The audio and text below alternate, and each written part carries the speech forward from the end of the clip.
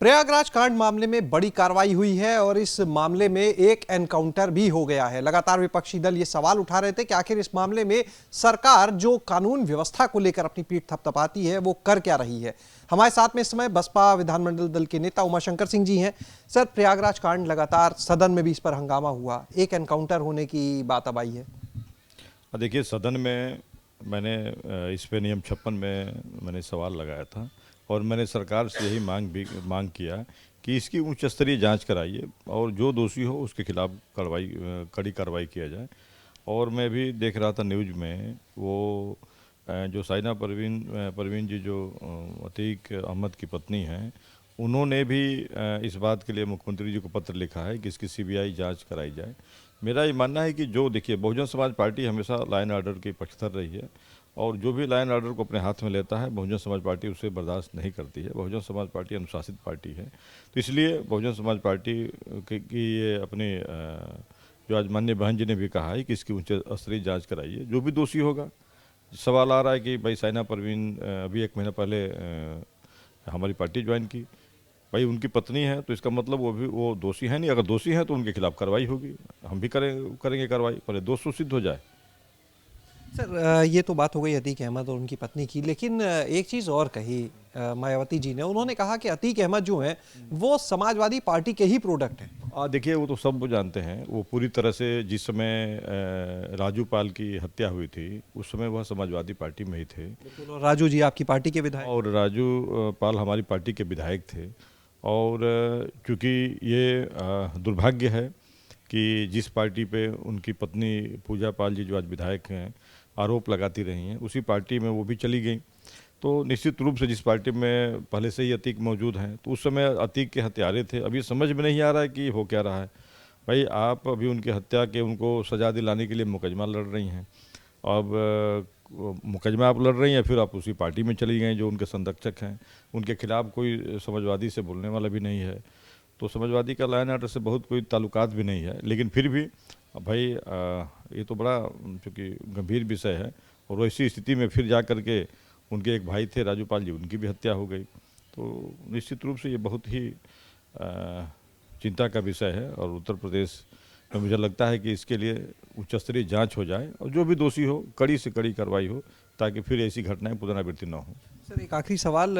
मायावती जी के ट्वीट के बाद में जो समाजवादी पार्टी है वो कह रही है कि भाई एक तरफ तो आप अतीक को समाजवादी पार्टी का प्रोडक्ट कहते हैं और दूसरी तरफ उन्हीं की पत्नी को अपनी पार्टी में जगह दी हुई है। भाई, एक परिवार में अभी कहते हैं, अभी एक परिवार में पूजा पाल आज समाजवादी पार्टी में है और अभी वो जो भाई जो उनके मारे गए वो भारतीय जनता पार्टी की राजनीति करते थे। तो कोई ज़रूरी नहीं है, बहुत लोग एक परिवार में भाई विचारधारा अलग अलग हो सकती है। अब वो ज़रूरी थोड़ी है कि जो आरोप और जो गुण वो अतीक अहमद में वही गुण उनके पत्नी में हो। उनकी पत्नी, कोई पूरा परिवार पे तो पूरे परिवार पे तो आरोप लगाया नहीं जा सकता है।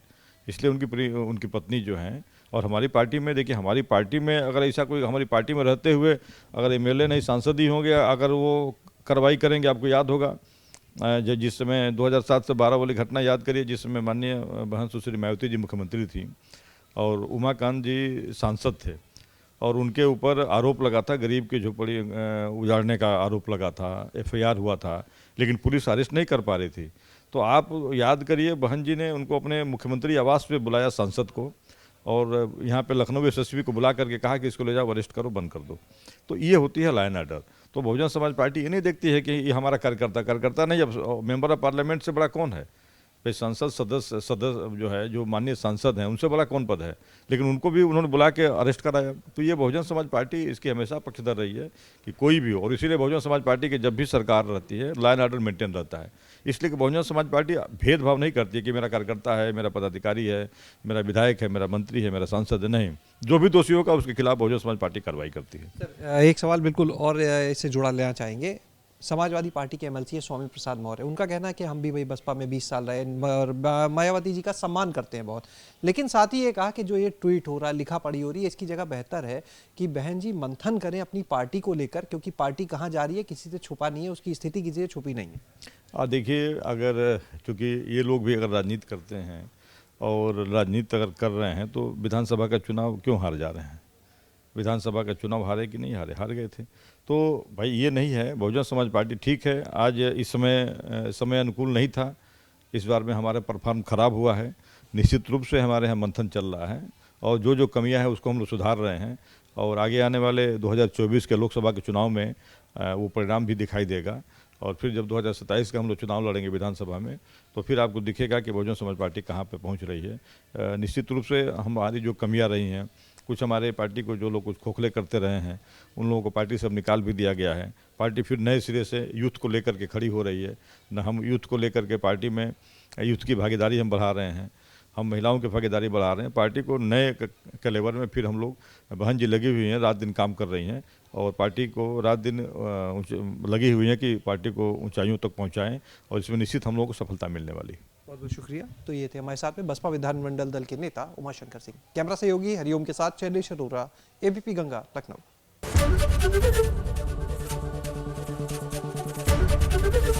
एबीपी गंगा, खबर आपकी, जुबान आपकी।